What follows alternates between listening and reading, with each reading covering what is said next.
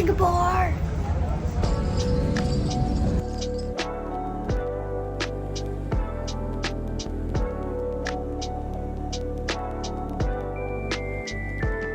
Hey guys, we have reached the Singapore airport and just look at the view.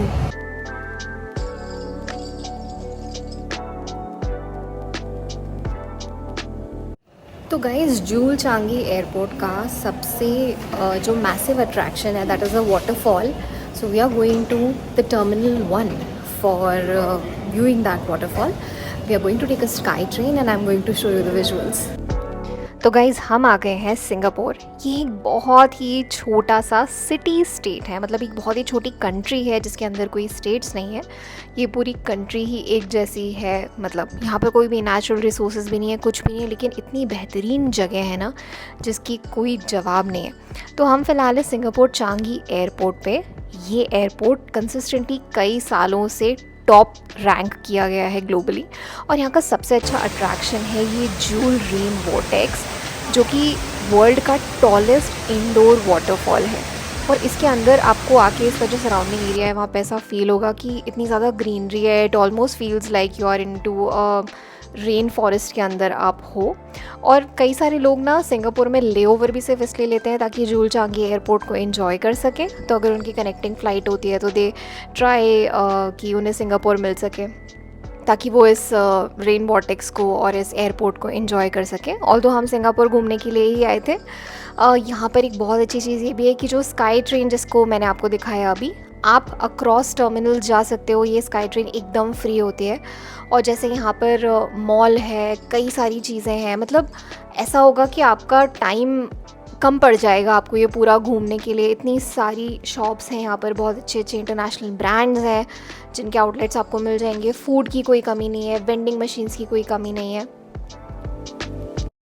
तो airport से निकलकर हम सीधे चल पड़े अपने होटल की तरफ. सिंगापुर की जो रोड्स हैं, यहाँ के जो नज़ारे हैं वो इतने खूबसूरत हैं. इंटरेस्टिंग चीज़ ये है कि इतनी छोटी जगह है कि आप एक एंड से दूसरे एंड मैक्सिमम 2 घंटे में जा सकते हो. अब हमारे चेक इन को थोड़ा टाइम था तो हमने अपना सामान होटल की लॉबी में ही रख के, बहुत तेज़ भूख लग रही थी तो हम कुछ खाने के लिए निकल पड़े. और यहाँ पर हम रेस्टोरेंट्स देख रहे थे कि आसपास क्या मिल सकता है. तभी हमें यहाँ पर एक स्टारबक्स दिखा और उसके अंदर जाके देखा तो अब मेन्यू में क्योंकि ज़्यादा सिंगापुरियन डिशेस थी तो कुछ समझ में नहीं आया. And we started just going around, और वहाँ से हमने सिर्फ एक ड्रिंक ली और उसके बाद हम सिर्फ आसपास की जगह देखने लगे कि कहाँ पर हम खा सकते हैं. ये बिल्डिंग इतनी इंटरेस्टिंग है, पता है इसमें सारे फ्लोर्स पर एक एक कार पार्कड है. मतलब सिंगापुर में क्योंकि कोई नेचुरल रिसोर्स इतना कुछ मिलता नहीं है, ऐसा कुछ है नहीं देखने के लिए, तो उन्होंने आर्टिफिशियली इतनी अच्छी चीज़ें क्रिएट की हुई हैं जो कि आपको पूरे टाइम एंटरटेन रखेंगे. आपको पूरे टाइम फील होगा कि वाओ बहुत अच्छी जगह आ गए. हम आए हैं लिटिल इंडिया अपना खाना खाने के लिए.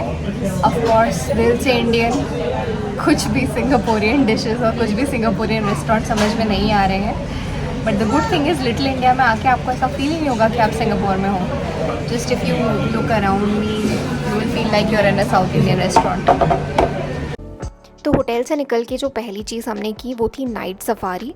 आपने सफारी बहुत जगह पर सुनी होगी जहाँ पे एनिमल्स दिखते हैं, मोस्टली वो दिन में की जाती हैं, लेकिन ये एक ऐसी सफारी है जो कि रात में की जाती है और रात में आप एनिमल्स को उनके नेचुरल हैबिटेट में देखते हो. इसके बारे में मैं आपको आगे और भी डिटेल में बताऊँगी. तो नाइट सफारी बेसिकली क्या है, यहाँ पर 3 चीज़ें हैं. एक वो एक एम्फी थिएटर में बिठाकर आपको कई सारे एनिमल्स दिखाते हैं नॉकटर्नल, वो करीब एक 40 मिनट का शो होता है. उसके बाद दूसरी चीज़ होती है यहाँ पर एक ट्रैम राइड जो बहुत ही खूबसूरत है. आपको रात में वो ट्रैम में बिठाकर जंगल में लेकर जाते हैं, लाइट्स ऑफ हो जाती हैं और बहुत एनिमल्स आपको क्लोज दिखाई देते हैं आपसे.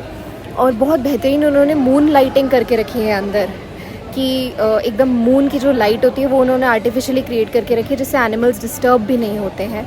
उसके अलावा एक तीसरी चीज़ जो और भी बेहतरीन है वो एक सफारी ट्रेल है.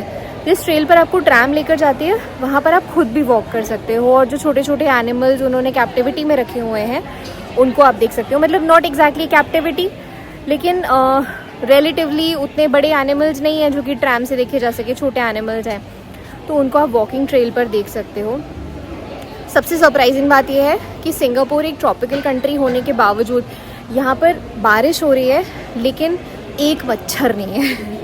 Not even a single mosquito I could spot. Overall night safari का एक्सपीरियंस बहुत ही अच्छा था। अगर आप कभी सिंगापुर आते हैं तो आई विल हाईली रिकमेंड कि नाइट सफारी ज़रूर करें। इसके आगे हम देखेंगे नाइट सफारी के कुछ ओरिजिनल विजुअल्स, जिसमें मैंने ओरिजिनल साउंड प्रिजर्व किया है ताकि आपको पूरा फील आ सके उसका। Females and several young. Lions rely heavily on tactical hunting and the stealth of leopards. Lions have to work and eat bodies, following the line followed by females and lastly to move independently. The bull elephant on our right. The night safari was awesome. वो वाले animals आपने कभी देखे ही नहीं होंगे जो उन लोगों ने यहाँ पे दिखाए। It's a must visit if you're coming to Singapore. Oranges and French fries and spring rolls and some toast. Unfortunately, there aren't many vegetarian options available here, so this is what we've got.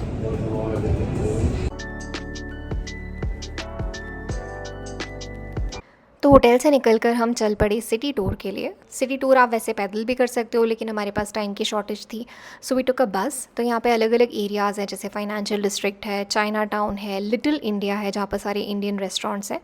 तो we were exploring that through the bus. और जो main attraction है यहाँ का मरलायन park, जहाँ पे Marina Bay Sands hotel है, और मरलायन है फेमस जो लोगो है सिंगापुर का, वो आपको यहाँ पर मैं दिखाऊंगी।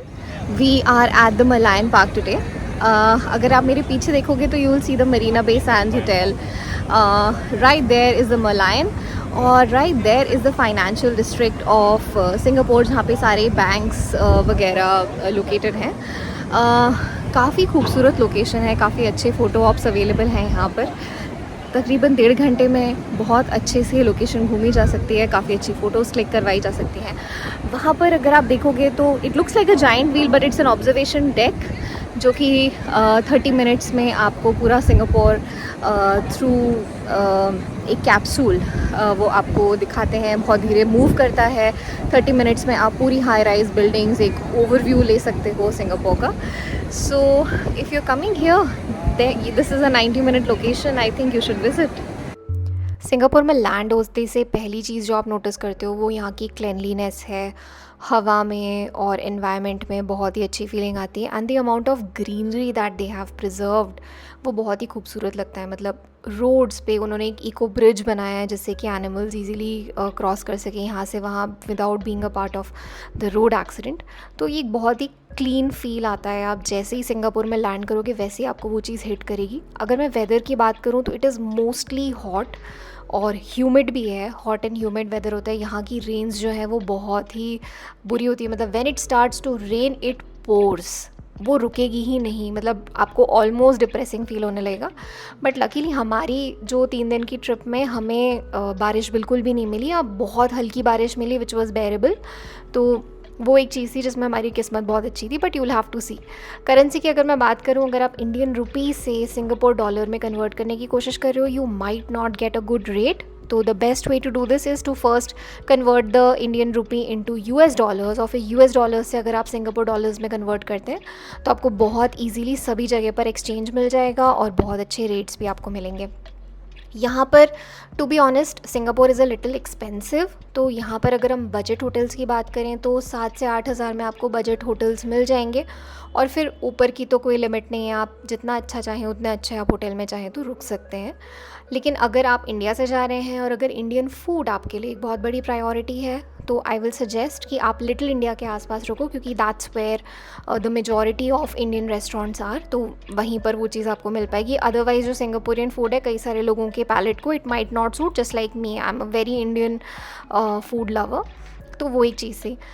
एक और चीज़ जो मुझे बहुत अच्छी लगी सिंगापुर के बारे में is the walking infrastructure that they have made. मतलब सिंगापुर ने डेलिबरेटली प्राइवेट व्हीकल्स को डिस्करेज करने के लिए पूरा इंफ्रा बिल्ड किया है, जहाँ पे there public transport is free, और पैदल चलने के लिए उन्होंने इतने अच्छे अच्छे ट्रैक्स बिल्ड किए हैं।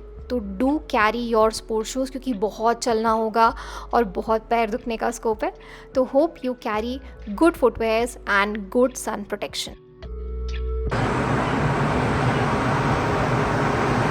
अब हम सिंगापुर फ्लायर जा रहे हैं। तो this is like a huge, जैसा लंदन आई है उस तरीके का सिंगापुर फ्लायर है। आप छोटे छोटे कैप्सूल्स में बैठ कर जाते हो, बहुत ही स्लो मूव करता है, तो उससे आपको पूरी सिटी का एक टॉप व्यू मिलता है। This is a must go. मैं बताती हूँ वापस आकर कि एक्सपीरियंस कैसा रहा। Let's go. सिंगापुर फ्लायर ना एक बहुत ही अच्छा तरीका है सिंगापुर सिटी को ऊपर से देखने का, क्योंकि जैसे कि मैंने आपको बताया कि एक बहुत ही छोटी सी सिटी है। कई बार उन्हीं रोड्स पर आप बार बार घूमेंगे, बार बार वही चीज़ें देखेंगे, लेकिन वो टॉप व्यू ना बहुत ही अमेजिंग होता है। वहाँ से आपको मेन मेन अट्रैक्शंस सारे नज़र आएंगे, including the Marina Bay Sands, Merlion park, जो क्लाउड फॉरेस्ट है, फ्लावर डोम है, ये सारी चीज़ें आपको वहाँ से दिखाई देंगी। तो ये जो फ्लायर है उसके पास एक डिस्प्ले भी है, ये जहाँ पर मैं घूम रही हूँ फ़िलहाल।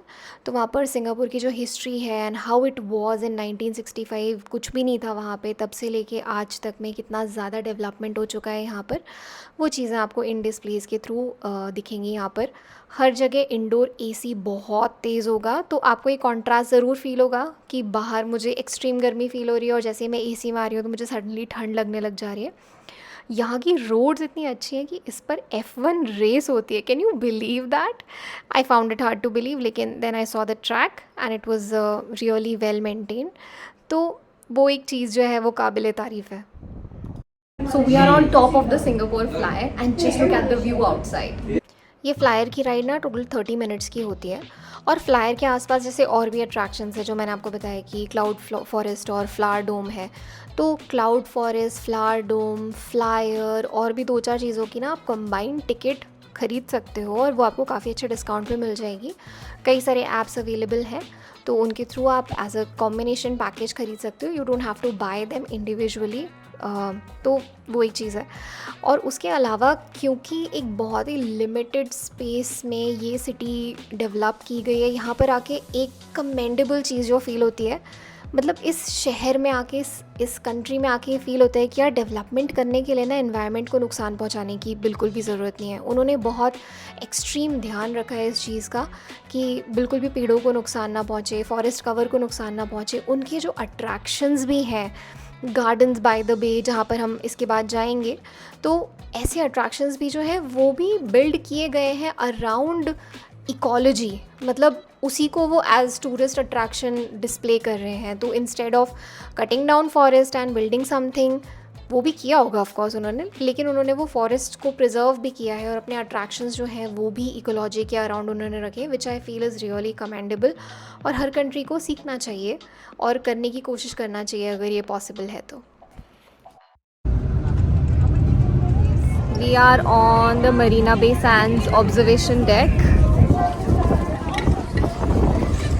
This is on the 56th floor of Marina Bay Sands, और जैसे कि आप देख सकते हैं यहाँ से पूरा सिंगापुर नज़र आता है। It's a very beautiful view, बिल्कुल मिस आउट नहीं करना चाहिए। हवा इतनी बेहतरीन है, even when it is summer और काफ़ी अच्छा खासा टेम्परेचर हो रखा है, आई थिंक 30 डिग्रीज और सो। गर्मी उतनी फील नहीं हो रही है, which is the nicest part about being in Singapore. I hope you will enjoy this. तो हम आ गए हैं सबसे फेमस बिल्डिंग ऑफ सिंगापुर, जो कि मरीना बे सैंड्स है। यकीन नहीं आता कि एक होटल एक शहर की सॉर्ट ऑफ आइडेंटिटी बन सकता है when it comes to tourism, लेकिन बहुत ही मज़ेदार जगह है। तो यहाँ की ऑब्जर्वेशन डेक पे जो 56 फ्लोर पर है, वहाँ पर किसी को भी जाना अलाउड है। लेकिन जो यहाँ का सबसे अट्रैक्टिव फीचर है, जो इन्फिनिटी पूल है, उसमें जाने के लिए आपको यहाँ पर रूम बुक करना पड़ेगा। तो if you don't have a room you can not go into the infinity pool, so if you want to enjoy that you might as well book a room here. Marina Bay Sand से 10 minute की walk पर है cloud forest और flower dome. ये है Singapore का cloud forest, और ये ना ऑनेस्टली किसी साई-फाई मूवी से कम नहीं लगता। जैसे ही अंदर एंटर करते हो एक ठंडी मिस्ट फील होती है, और सामने एक मैसिव इंडोर वाटरफॉल, इतना अनरियल कि कुछ सेकंड्स तो तक आप देखते ही रह जाओगे। ये सिर्फ एक गार्डन नहीं है, ये एक पूरा माउंटेन इकोसिस्टम है जो सिटी के बीच में रिक्रिएट किया गया है। लिफ्ट से पहले आपको सीधे ऊपर जाना होता है, और फिर वॉकवेज पे चलते हुए आप धीरे धीरे नीचे उतरते हो, क्लाउड्स के अंदर, ट्रीज़ के ऊपर, ऑलमोस्ट जैसे आप किसी रेन फॉरेस्ट के बीच में चल रहे हो। हर लेवल पर अलग plants, orchids, moss, rare species, even carnivorous plants जो नॉर्मली हमें सिर्फ डॉक्यूमेंट्रीज़ में दिखते हैं। और सबसे इंटरेस्टिंग पार्ट, ये सिर्फ ब्यूटीफुल नहीं है, ये सटली दिखाता है कि ये इकोसिस्टम कितना फ्रैजाइल है और क्लाइमेट चेंज का इम्पैक्ट कितना रियल है। एंड तक आते आते एक चीज़ तो समझ आ जाती है कि नेचर को रिक्रिएट कर सकते हैं पर रिप्लेस नहीं, और शायद इसीलिए ये प्लेस इतनी स्पेशल लगती है। जो क्लाउड फॉरेस्ट आप देख रहे हो ये सिर्फ एक गार्डन नहीं है, इसका पूरा क्लाइमेट आर्टिफिशियली कंट्रोल किया जाता है। Temperature, humidity, even mist cycles. ये वाटरफॉल ना सिर्फ एस्थेटिक नहीं है, ये स्पेस को नेचुरली कूल भी करता है। और यहाँ जो प्लांट्स हैं इनमें से काफ़ी एपीफाइट्स हैं जो सॉइल में नहीं दूसरे प्लांट्स के ऊपर ग्रो करते हैं। तो बेसिकली ये एक फुल्ली इंजीनियर्ड इकोसिस्टम है जो रियल माउंटेन फॉरेस्ट्स को रेप्लिकेट करता है। और जब आप ये सब कुछ समझते हो तो ये एक्सपीरियंस और भी नेक्स्ट लेवल लगने लग जाता है। क्लाउड वॉक ना एक्चुअली एक व्यूइंग डेक से ज़्यादा एक डिज़ाइंड एक्सपीरियंस है।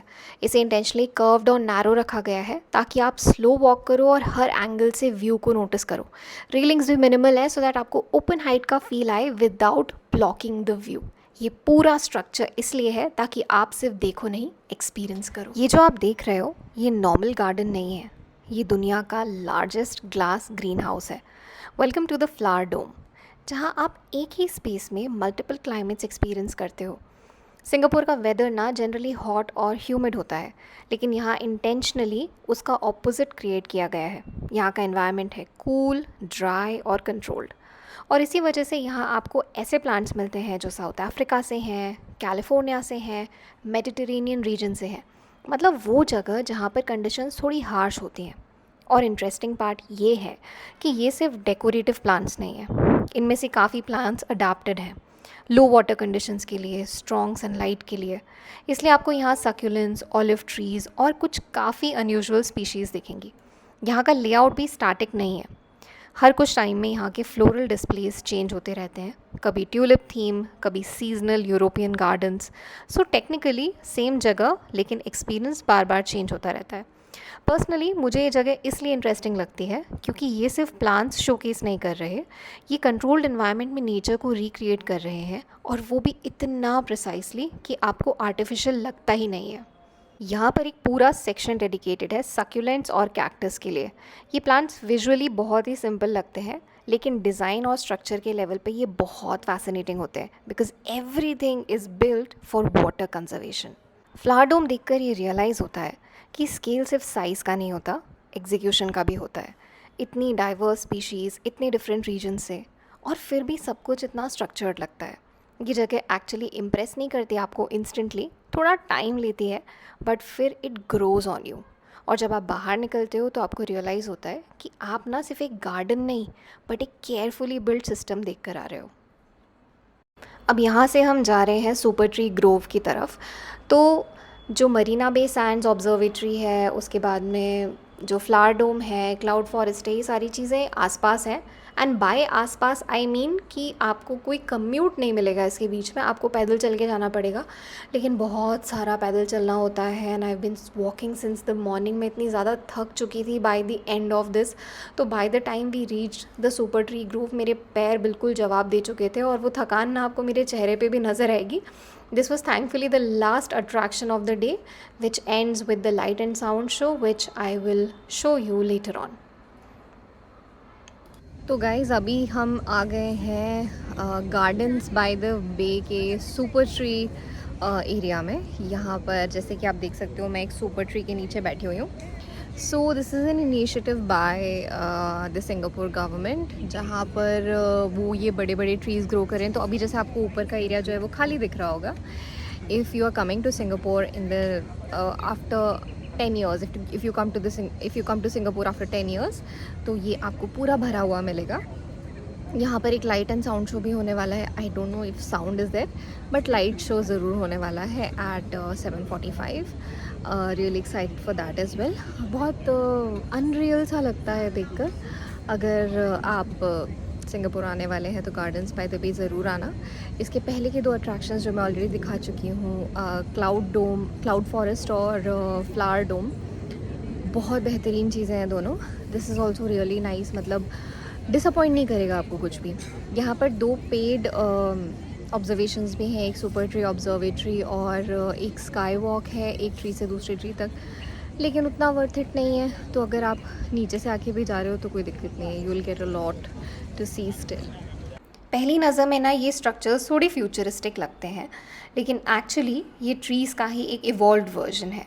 Welcome to the super tree grove, जहाँ नेचर और टेक्नोलॉजी लिटरली मर्ज हो जाते हैं।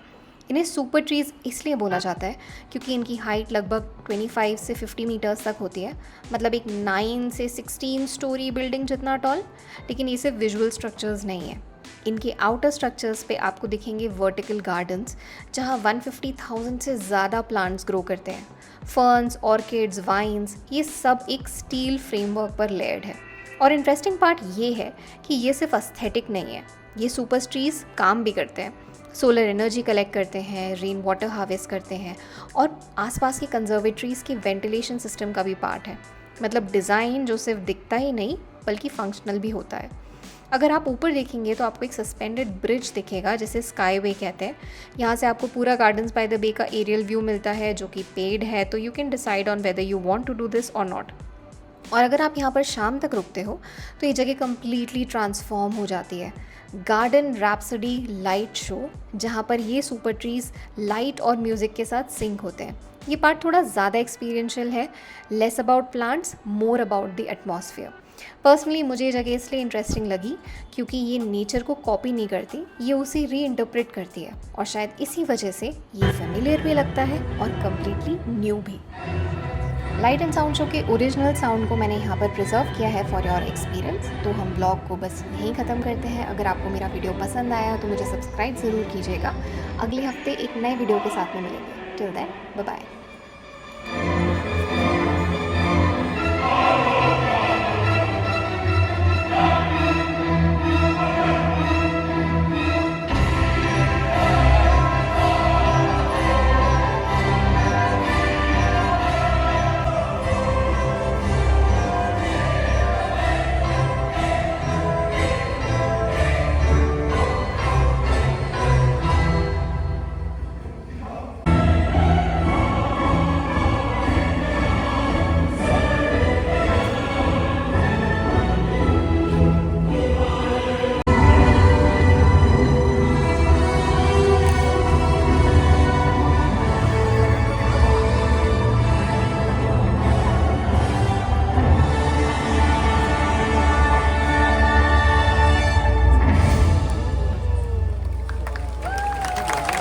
Magazine is brought to you by Guardians Unlimited.